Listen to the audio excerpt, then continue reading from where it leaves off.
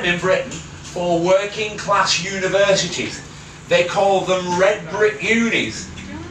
This is the original red brick university in front of you, designed by Alfred Waterhouse, this building here, built in the late 1850s. Beautiful building. That's where we get the term red brick uni. The chap that designed this building on your right designed the Natural History Museum in London, and Manchester Town Hall, quite a number of buildings around the country. He was quite prolific, Alfred Waterhouse. Now as we're going down at Brownlow Hill, there used to be a workhouse here on your left hand side where the cathedral now stands. There were 7,000 children in it, and we had 6 workhouses in Liverpool. Now a very famous author, Charles Dickens, used to stay in the Hotel of the Adelphi at the bottom. He walked up this road one day, looked in the workhouse and thought, these children are being exploited. So he wrote a story called Oliver Twist, and it's about this road. It's set in London, the story, but Oliver Twist, right at the end of the story, if you've ever watched it on the telly on Christmas Day or read the film, or read the story or whatever, well, right at the end of the film Oliver Twist, his grandfather rescues him from the workhouse. He's called Mr. Brownlow, and right now you're on Brownlow Hill. So Dickens used this road for the central character in the story Oliver Twist, the guy who comes to the rescue.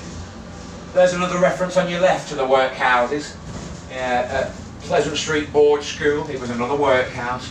We had 30,000 children working in the city in workhouses, toiling away, losing their fingers and all of that kind of thing. It's all been stopped now. But it is quite a famous hotel, the Adelphi.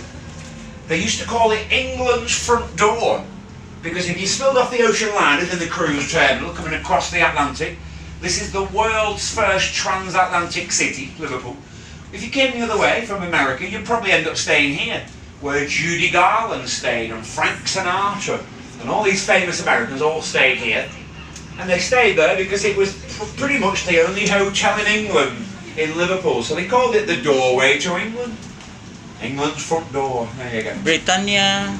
Yeah, there you go. So Britannia Hotel, you're quite right. Now we're on Lime Street. There's Lime Street to your left as well.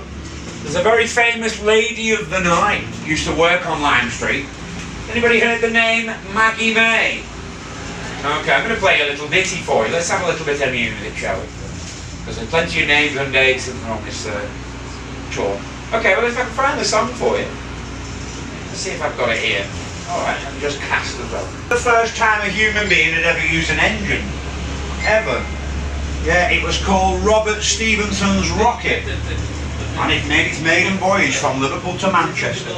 We're going back to the 1830s when this was opened. 1836 Lime Street when it was first opened. So it makes it the world's first passenger railway terminal. Not the oldest station, there was a distinction in that. But if I can get this to work for you, we'll just switch on here. Switch on. I'm going to play you a song about a lady wandering up and down Lime Street. Listen to the accent. Nobody talks like that, don't you? £2.10 a week, that was my pay. Well, it's an old sea shanty, but it's about a lady called Maggie May. She used to wander up and down Lime Street.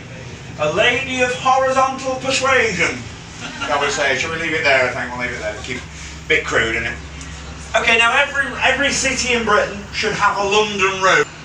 Yeah, we're going to go along the London road. Yeah, it kind of points you in the direction of the capital, although you'll have to carry on going for another 240 miles before you get to London from here. We are one of those few cities, Liverpool's one of those few cities in England, where you're actually closer to Cardiff, Dublin, Belfast and Edinburgh than London. We have 4 capital cities closer to us than our own. Quite a bit in common. There's a big Welsh aspect to Liverpool and an enormous Irish influx to Liverpool as well. Do we have anybody from the Emerald Isle? I heard you clapping about Wales. That ain't a Welshman? I'm a Welshman. There you go. North or south? Welcome. They used to call Liverpool the capital of North Wales because people migrating out of Wales will probably come to Liverpool to catch a boat. So it has a big influence on the accent as well, the Welsh accent. Has an influence on the Liverpool accent. But more than the Welsh, more than the Scots, it was the Irish that came to Liverpool. 1.5 million Irish relocated here because they were starving in the 1840s. There was a famine for 7 years. So they were dropping like flies, our Irish cousins, and a lot of them came to Liverpool to go transatlantic, catching boats. And I don't want to be stereotypical to my Welshmen here, but the Irish came to catch a boat, got in the pub, missed the boat. You know, the boat sailed and they're still in the pub. Couldn't afford to catch the next boat, so they ended up living here, and a big service industry built up around the Irish heritage. 1 in 4 people, well they say about 1 in 4 people will still have an Irish heritage to this day. But that building on your right, well, St George's Hall. It kind of comes into its own today. The world's first air-conditioned building there. Yeah, again, it was opened in the 1850s, this building. It's beautiful. Has anybody been inside St George's Hall? Oh, go and have a look around. This is where we used to try people for their crimes and sentence them either to be hung or hanged. And if they didn't want to be hung, well, you can go to Australia instead. And we would deport people to Australia from this building here. Yeah, goodness me.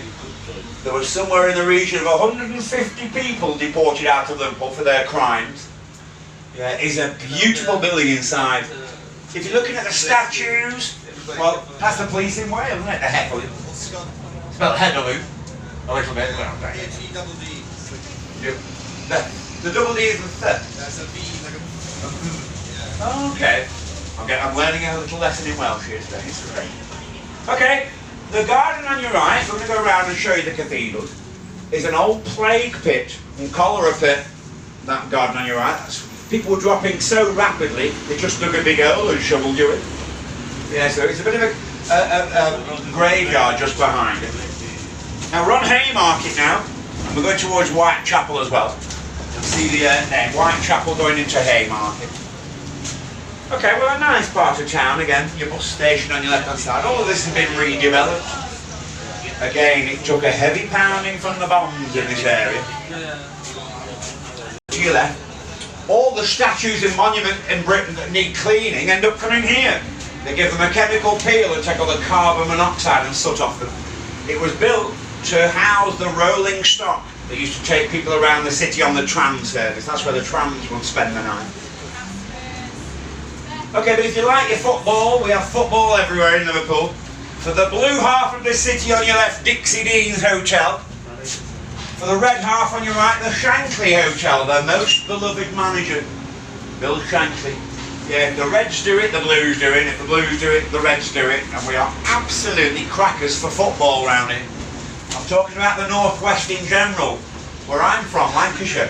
Bury, Burnley, Rochdale, Preston, Blackpool, Blackburn, Wigan, we all have a football team. And going back to the 1800s, if you were any good at football, you got Saturday afternoon out of the mill. So you didn't have to go and work. So that's why it was important to be a good footballer in the city. There's your Mersey Tunnel to your left, the mouth of the Mersey Tunnel.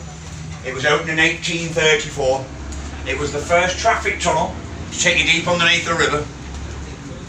Now these buildings on your left, well, let's have a look around. You've got the World Museum on your left-hand side. Now that's look closed to me today. I wonder why it's still closed. I thought they were open. Okay, well the World Museum is one of the largest outside of London. It has a planetarium on the top floor as well.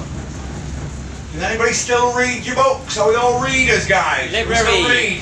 Yep, we also read it. Quite like to fire with the Kindle, can you? Library. Well, go in there, there's your library. You might recognise some of those books on the pavement on the way in. Quite some famous novels there. What am I looking at there? The Maltese Falcon, Charlotte's Wind in the Willows.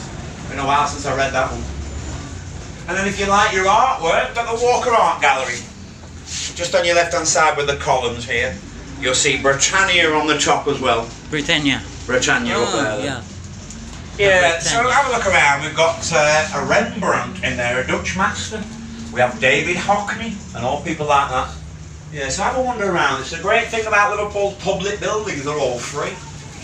You know, we charge you enough to get here, so we don't charge you to get in and out of the building. Pump the water out of it, because it leaks, it's like a sieve. But I don't want to frighten you, we've been doing it for nearly 100 years now, so it's going to be okay. Oh, we've got a helicopter. Ooh, what's this here for? I haven't seen that landing. Okay, fair enough. Don't ask me why that's there. Okay, but I'm going to take you going to take you back in towards the terminal. We're kind of finished in a minute or two, but there's a couple more buildings we're going to show you. Now, as we go down this road, I don't know if you can see, we have a few emblems in Liverpool. We have the liver bird, you know, the famous bird. This is everywhere. It's on all the street furniture. It's on that sign there on your right, you know. The liver bird's on all the dustbins and all of that. But we have another little emblem all around the city which represents Liverpool. It's called Super Lamb Banana. I don't know if you've seen it. It's a mixture of Liverpool's heritage. Liverpool's the first port to bring the banana into Britain. You know, the first port that ever saw that yellow fruit. And we also brought the cotton into Britain as well. So they built a statue called Super Lamb Banana, and the original's just on that street to your right hand side. It's Liverpool's heritage. Super Lamb Banana. Okay, so we're going to take you back down. Are we going back around again, Anne? It's song on radio, this one. So we'll say, welcome aboard, everybody. Imagine us no heaven. It's easy if you try. No hell below. They sang this song when John had his funeral service at the cathedral. Imagine there's no heaven. First line. Imagine all the people. Well, join in if you know it. Living nice and peace. Imagine my own country. It's hard to do. Nothing to kill or die for. And no religion too. Imagine all the people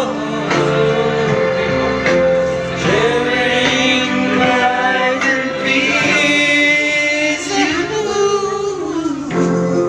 You may say I'm a dreamer, but I'm not the only one. I hope someday you'll join us, and the world will be small. Imagine no possessions.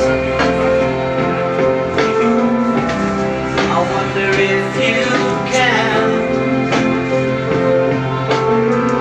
No need for greed or hunger. Well, here's your Super Lamb Banana on your right, represents Liverpool's heritage. We have over 100 of these.